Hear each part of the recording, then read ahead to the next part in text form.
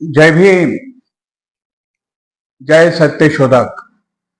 भारतातील आणि विशेषतः महाराष्ट्रातील तमाम फुले शाहू आंबेडकर विचाराच्या लाखो जनतेला आणि विशेषतः कार्यकर्त्यांना जाहीर आवाहन करण्यात येत आहे की यावर्षी महात्मा ज्योतिराव फुले यांच्या जन्माला 200 वर्ष होत आहेत. या निमित्त महात्मा फुले द्विशताब्दी जयंती महोत्सव होत आहे. त्याला जोडूनच त्यांचे शिष्य डॉक्टर बाबासाहेब आंबेडकर यांची जयंती सुद्धा 14 एप्रिलला येते आहे. तर या संपूर्ण उपक्रमाचं उद्घाटन येत्या 11 एप्रिल रोजी महात्मा फुले जयंती निमित्ताने महात्मा फुल्यांच्या विचाराचा समग्र आढावा घेणारा एक ग्रंथ महात्मा फुले विचारधारा स्वरूप आणि दिशा असा ग्रंथ डॉक्टर वासुदेव मुलाटे आणि प्राध्यापक भारत सिरसाट यांनी संपादित केला आहे आणि त्याला के.ई. हरिदास यांच्या गौरव ग्रंथाचं स्वरूप दिलं आहे. हा एक निमित्त आहे. आपण सर्वजण फुले शाहू आंबेडकरी चळवळीचे देणे लागतो आणि ही चळवळ जास्तीत जास्त गतिमान झाली पाहिजे आणि या महामानवांना अभिप्रेत असणारा समताधिष्ठित समाज आणि सर्व कष्टकरी जनतेला, वंचित घटकाला सामाजिक न्याय मिळवून देणारा, विशेषतः महिलांना त्यांचे हक्क मिळवून देणारा, म्हणजेच भारतीय संविधानाची काटेकोर अंमलबजावणी करण्यासाठी सत्ताधारी शासनाला भाग पाडणारी ही चळवळ पुनश्च एकदा गतिमान केली पाहिजे.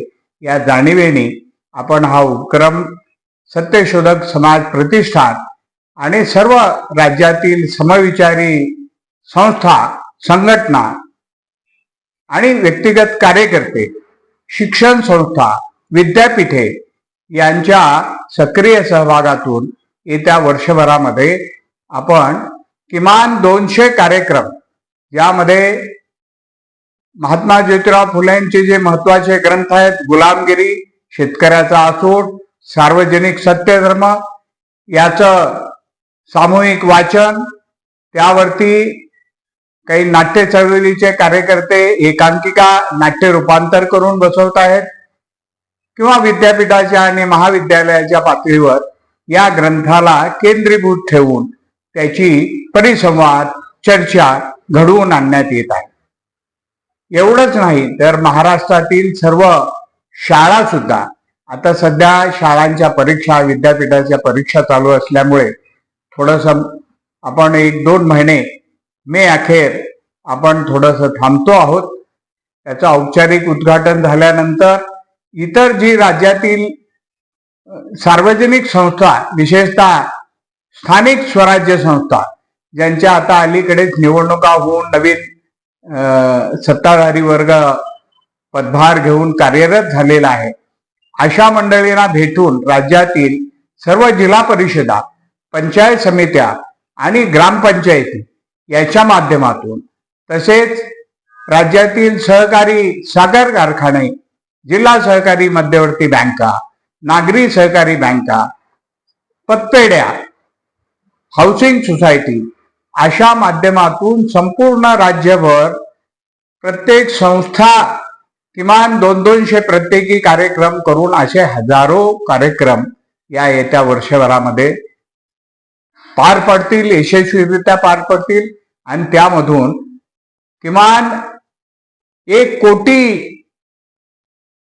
नागरिक म्हणूया, जनता म्हणूया, ज्यामध्ये प्रामुख्याने तरुण वर्गाचा मोठा हिस्सा राहील, त्याचबरोबरीने शेतकरी, शेतमजूर, कष्टकरी, महिला, आदिवासी यांचे जिल्हा पातळीवर, तालुका पातळीवर मेळावे घेऊन त्यांना फुले आंबेडकरी विचाराचा जाणीव देऊन त्याचं प्रबोधन करण्यात येईल. आणि प्रत्यक्ष संविधान हेच खरं म्हणजे त्याचं प्रतीक आहे. आता फुले शाहू आंबेडकर म्हटलं की भारतीय संविधान, म्हणजे हे त्याचा एक प्रत्यक्ष ज्याला आपण पुरावाच आहे, त्याचं प्रतिकात्मक असं म्हणूया की भारतीय संविधान अंमलात आणण्यासाठी म्हणजे काय, तर माणसाला जगण्याचा जो कलम 21 मध्ये अधिकार दिला, मूलभूत अधिकार दिला, तो साधं जगणं नाही, सन्मानपूर्वक जगण्याचा, त्यासाठी आवश्यक असणारं शिक्षण हे सार्वत्रिक झालं पाहिजे.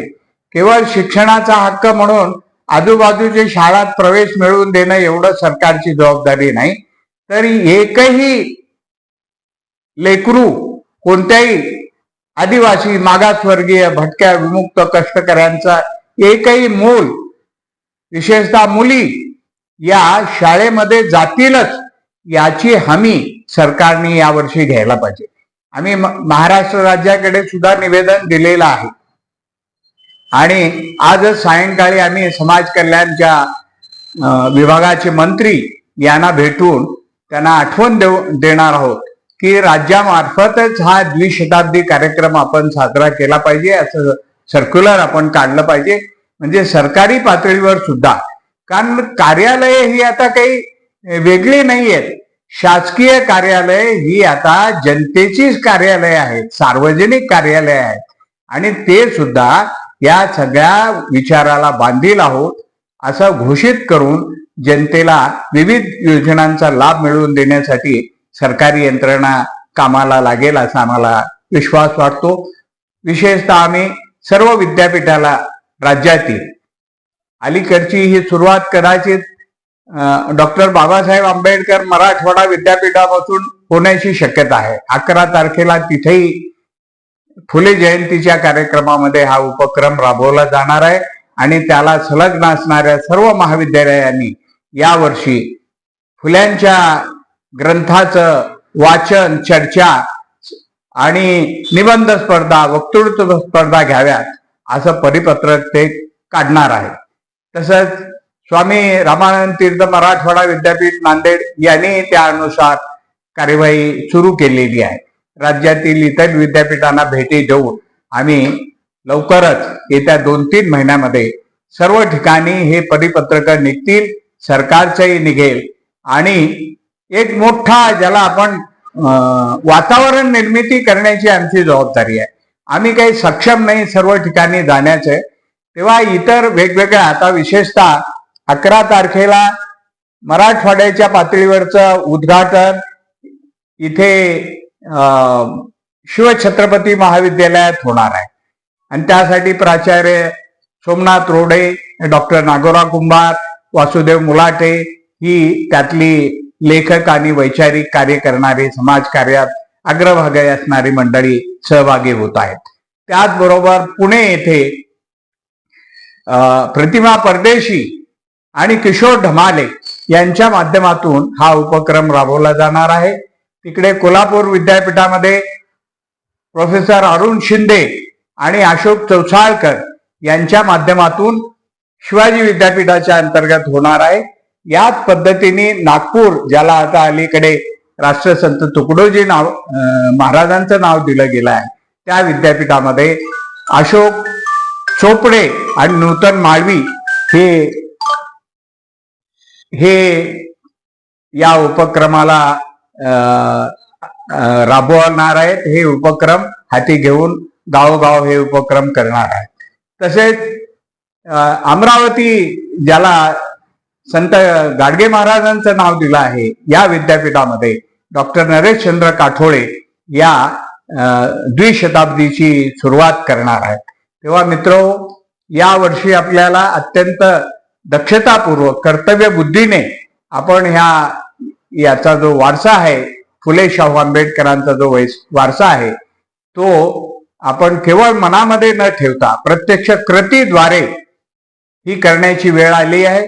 सर्व देशभर आणि राज्यभर जे अलीकडे थोडस प्रतिगामी आणि प्रतिकूल वातावरणाची निर्मिती झालेली असल्यामुळे त्याला वाचा फोडण्यासाठी आणि वंचित घटकाला सामाजिक न्याय मिळवून देण्यासाठी, विशेषतः शिक्षण हे खरं म्हणजे मोफत आणि सक्तीचं झालं आहे.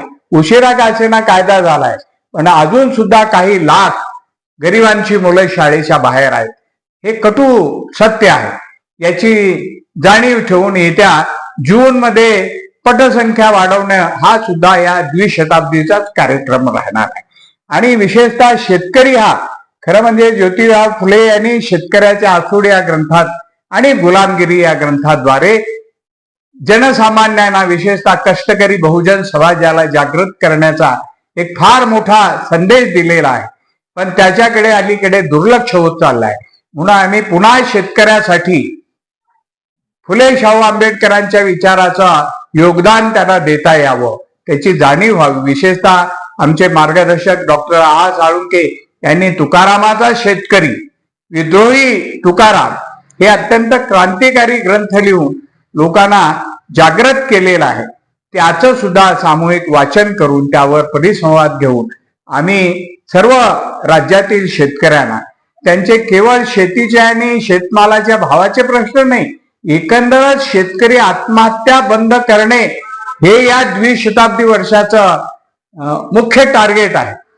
का आत्महत्या होतात याचा सुद्धा विद्यापीठाच्या पातळीवरती आमचे अर्थशास्त्रज्ञ असणारे प्राध्यापक देसाडा हे यातले जाणकार आहेत, तिकडे वानखेडे आहेत. या सगळ्यांनी मिळून असं ठरवलं आहे की शेतकऱ्याच्या आत्महत्या बंद झाल्याशिवाय खऱ्या अर्थाने हे भारतीय संविधान आणि हे स्वातंत्र्य अस्तित्वात आहे असं आपल्याला म्हणता येणार नाही.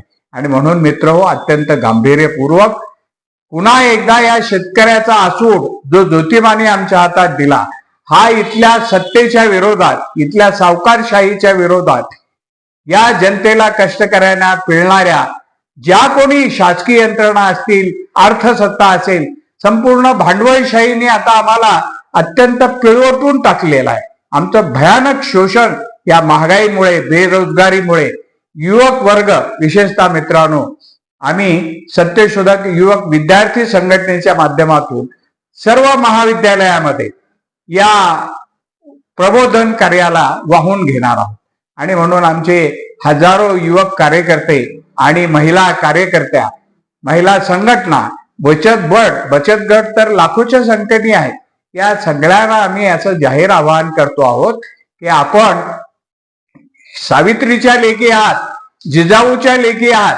आता पुढच्या वर्षी बघा 3 जानेवारी ते 12 जानेवारी हा आम्ही जिजाऊ ते सावित्री असा एक महोत्सव, महिला महोत्सव आम्ही साजरा करतोय या द्विशताब्दी अंतर्गत. आणि मग सावित्रीबाईंचं साहित्य, जिजाऊचं जे कार्य ऐतिहासिक आहे, किंवा ताराबाई शिंदेचा स्त्री पुरुष तुलना आहे, या सगळ्या ग्रंथामधून अत्यंत मोठ्या प्रमाणात जनजागर, जो की प्रत्यक्ष संविधान जागरच असणार आहे, त्यासाठी आम्हाला बामसेफ सारखी अत्यंत शिस्तबद्ध संघटना, किंवा आमच्या मराठा सेवा संघाची संघटना, युवक क्रांती दल, राष्ट्र सेवा दल, हे सगळे, किंवा आंबेडकरी संघटना, वकिलांच्या संघटना, डॉक्टरच्या संघटना, असा जो, आणि प्राध्यापकांच्या संघटना, या सगळ्या मोठ्या प्रमाणामध्ये सहभाग घेऊन या अभियानामध्ये सक्रिय सहभाग घेतील आणि योगदान देतील असा विश्वास मी व्यक्त करतो. आणि सर्वांना या निमित्ताने पुन्हा एकदा आवाहन करतो की आपण आपला वेळ राखून ठेवा. त्याची सुरुवात आता 4 एप्रिलला आम्ही लोकशास्त्र सावित्री या नाटकापासून करतो आहोत. की सावित्रीबाई केवळ पुस्तकात राहून चालणार नाही, मनात राहून चालणार नाही, तर आपल्या प्रत्यक्ष जीवनामध्ये सावित्रीचं जे योगदान आहे, जे विचार आहे, ते प्रगट झाले पाहिजे. असा एक आधुनिक कलाविष्कार म्हणजे हे नाटक आहे. त्याही नाटकाला आपण सगळ्यांनी उत्स्फूर्त प्रतिसाद द्याल. आणि त्याचबरोबर आमचा जो सत्यशोधक कला मंच आहे, तो शीतल साठे या नाट्यकला, आपला ज्याला आपण सत्यशोधक जलसा म्हणतो, या दाम्पत्यांनी उभा केलेला आहे, त्याला सुद्धा आम्ही आवाहन केलेलं आहे.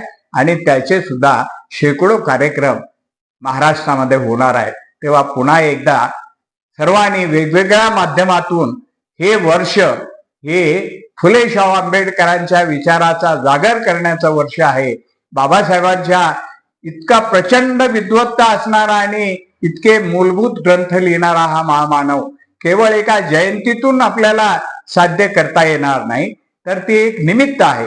त्यानुसार सगळ्या फुले आंबेडकरी जनतेला मी आवाहन करतो की आपण हा वर्षभराचा जागर केल्यानंतर पुन्हा ही सातत्याने, हे काही एका दिवसासाठी किंवा एका वर्षासाठी मोहीम नाहीये, तर ही चिरंतन चळवळ आहे, हा संघर्ष आहे. हा इथल्या प्रस्थापित व्यवस्थेविरुद्ध असणारा हा जो सांस्कृतिक, ज्याला आम्ही विद्रोही जागरण म्हणतो, विद्रोही संस्कृती म्हणतो, सांस्कृतिक चळवळ म्हणतो, याचा हा उपक्रम आहे. त्यासाठी आपण सगळ्यांनी सक्रिय सहभागी व्हावं असं आवाहन करून आपल्याला नम्र अभिवादन करतो. सत्य की जय हो. जय भीम, जय संविधान.